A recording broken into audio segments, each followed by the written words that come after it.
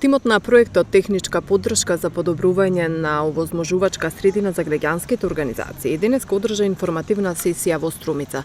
На представниците на невладините организации и издруженија им беше представен механизмот на граѓанска отпорност на Европската Унија и повикот за предлози.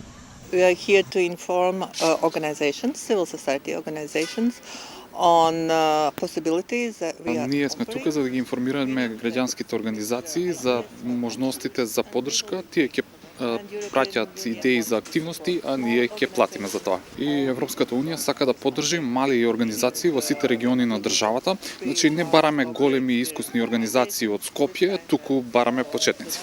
Значи, тие треба да размислуваат на потребите на нивните заедници и тие потреби да ги формулираат во формалниот јазик на активности. Не би можела да го оценувам граѓанскиот сектор во државата, затоа што тука сум само еден месец. До сега поминавме 3 или 4 града и можам да кажам дека меѓу организациите постои голем диверзитет. Оние големи и искусни организации мислат дека знаат се, меѓутоа понекогаш забораваат на заедницата што ја застапуваат. Можат многу затоа што општините им служат на луѓето, а не обратно луѓето да им служат на општините. Исто така власта треба да им служи на луѓето.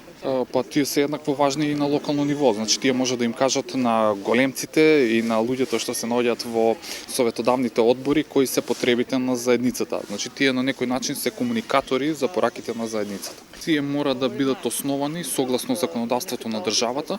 Нивниот буџет во минатата година не смел да надминува 50.000 евра и тие мора да имат идеи како да ја помогнат на заедницата.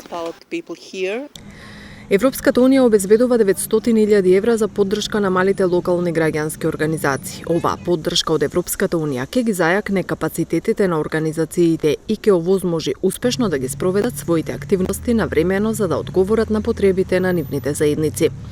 Инаку проектот е финансиран од Европската Унија, а имплементиран од CPM Consulting International.